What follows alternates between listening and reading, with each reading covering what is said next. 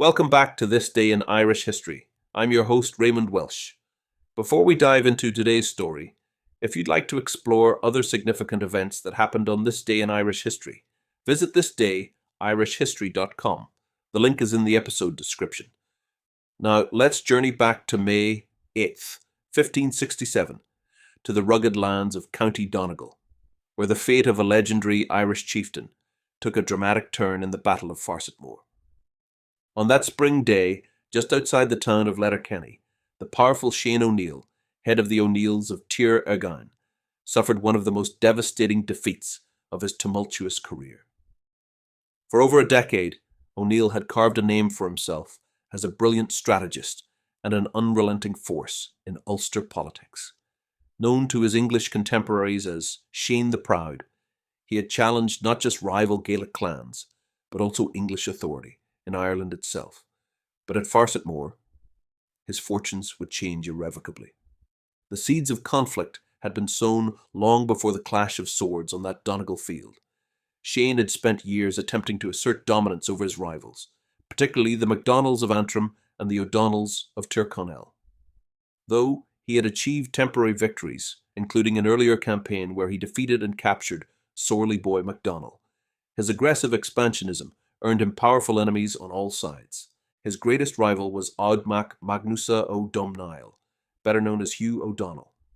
A shrewd and tactically gifted leader, O'Donnell was determined to stop O'Neill's encroachment into Tyrconnell, the ancestral heartland of the O'Donnell dynasty.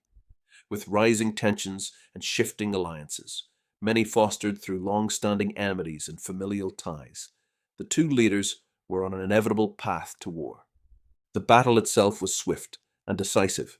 O'Neill crossed into O'Donnell territory with a sizable force, perhaps assuming his usual intimidation would secure submission.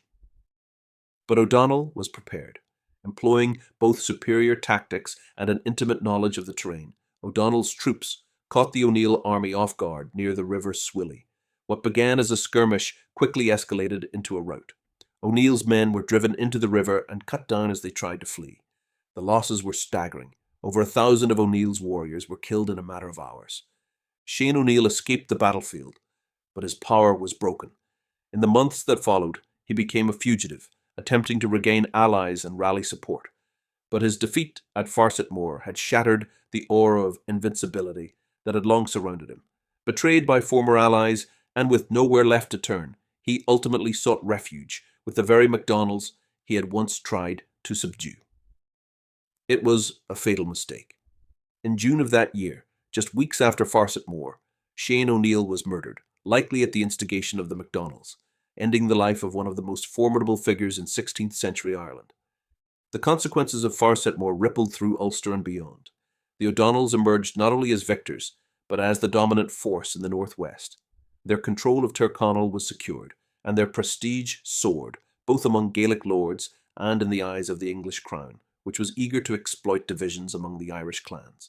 For the O'Neills, the defeat signalled a period of internal instability and diminished influence, though they would regain some strength in later generations, most notably under Hugh O'Neill during the 9 Years' War. The Battle of Farsetmore was more than a regional conflict. It was a pivotal moment in the long and turbulent struggle between Ireland's Gaelic chieftains and between Gaelic Ireland and the encroaching power of England. It marked the end of Shane O'Neill's audacious bid to unify Ulster under his rule and reassert traditional Gaelic authority. And it was a stark reminder of how fragile power could be in a land where alliances shifted as quickly as the wind over the Donegal hills. And thank you for joining me on this journey through Ireland's rich past. Please like and subscribe. And until next time, I'm Raymond Welsh. Slán go foil.